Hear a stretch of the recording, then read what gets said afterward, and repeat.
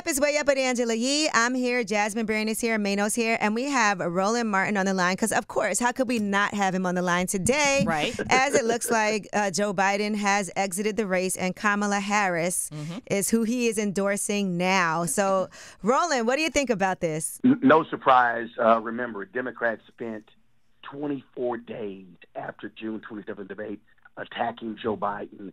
They spend more time attacking him than Donald Trump, even after Donald Trump gave an awful speech on Thursday. So they left Joe Biden with no choice. Smart move by him to endorse Vice President Kamala Harris. You have seen how quickly the party has coalesced. President Bill Clinton, Hillary Clinton immediately endorses Kamala Harris. All of the candidates who everyone was saying could potentially go after nomination: California Governor Gavin Newsom, Michigan Governor Gretchen Whitmer, Pennsylvania Governor Josh Shapiro, Kentucky Governor Andy Beshear, North Carolina Governor Roy Cooper, Illinois Governor J.D. Pritzker.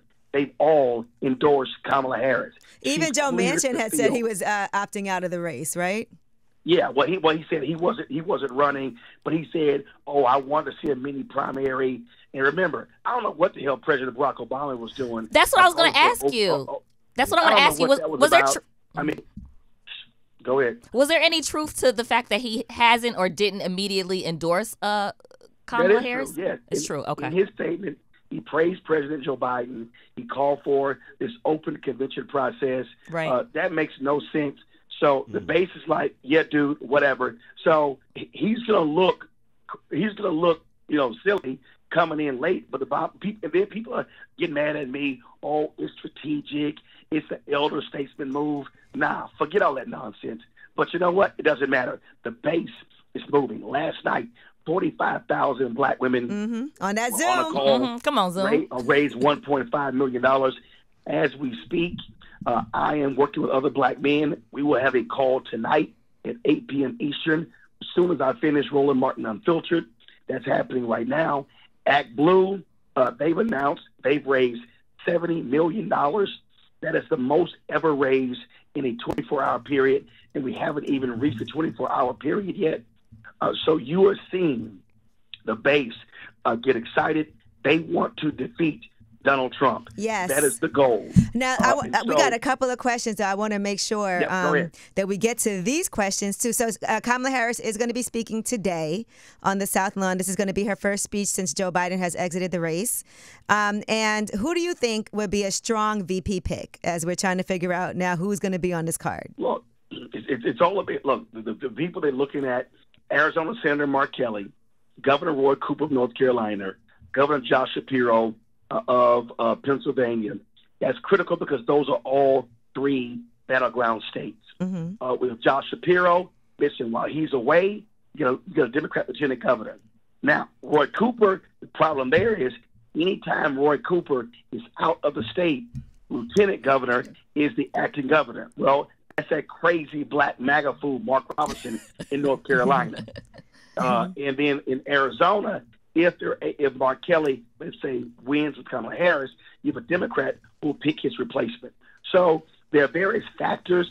The most important thing is who is the vice president the most comfortable with. But you also have to factor in the battleground states. Democrats must win Wisconsin, must win Pennsylvania, must win Michigan, those states. And so that's what they're looking at right now. Would it be a good... I'm sorry, go ahead, Mano. I'm sorry. Hey, Roland, listen, I got a question.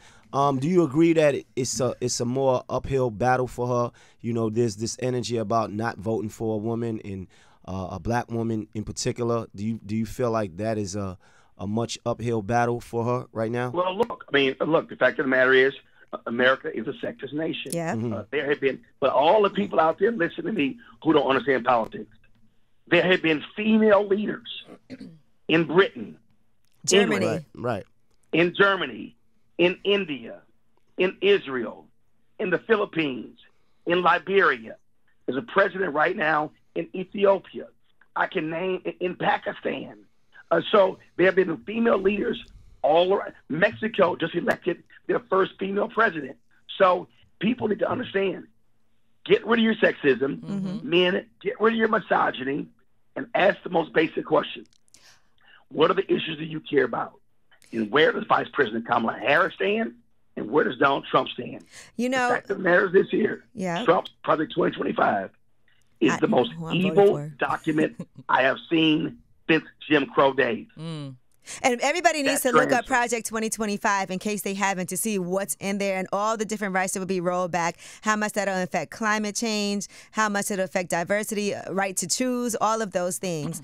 Now, Roland, I want to ask you this, because I've heard people say this, and I want you to answer this.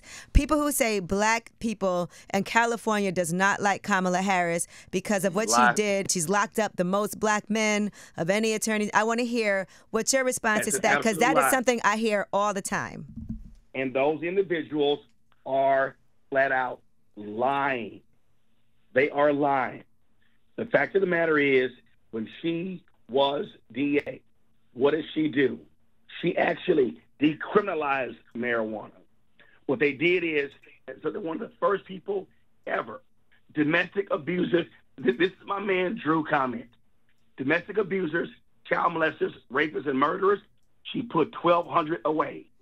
Mothers of truant children, 0. Black people, black men with simple marijuana possession, 0. Those are lies that have been advanced since 2019. They have been debunked. We need to stop spreading those lies. Reese Colbert, Drew, and others have provided the facts about her role. She was one of the first progressive DAs. Those folks are lying. Roland, I have a question. What do you think is going to be the biggest challenge for Kamala? Well, easy. That is, you've got to convince folks that you are ready to lead. And so what's critical is going to be her campaign team. The second thing is going to be, first, getting the nomination. 2, picking her VP, and then going out and make the case. Look, you're going to have the Republicans attack everything. Right. But let's be real clear. We're not just supporting Vice President Kamala Harris. We're also against Donald Trump being allowed anywhere near the Oval Office. We should not have a convicted felon. We should not have an insurrectionist. Let me be clear. Donald Trump let a wife beater in Dana White introduce him on Thursday. He let Hulk Hogan, an admitted racist, introduce him. He let a man who frequently uses the N-word and loves the Confederate flag in Kid Rock introduce him. Is that who you want in the Oval Office? Got a point. Got lots of points. Well, listen, Roland, we got to keep on checking in with you. I appreciate you for calling. I know you have a lot going on right now. And as you know, you are my go-to person. So I appreciate it. I always want to make sure we're getting the right factual information out to our audience. So let's keep this going. Yep, call anytime. All right, Roland Martin Unfiltered. Make sure you check that out to get factual information on what's happening, because there's a lot of misinformation. Thank you, Roland. Thank you. Way up.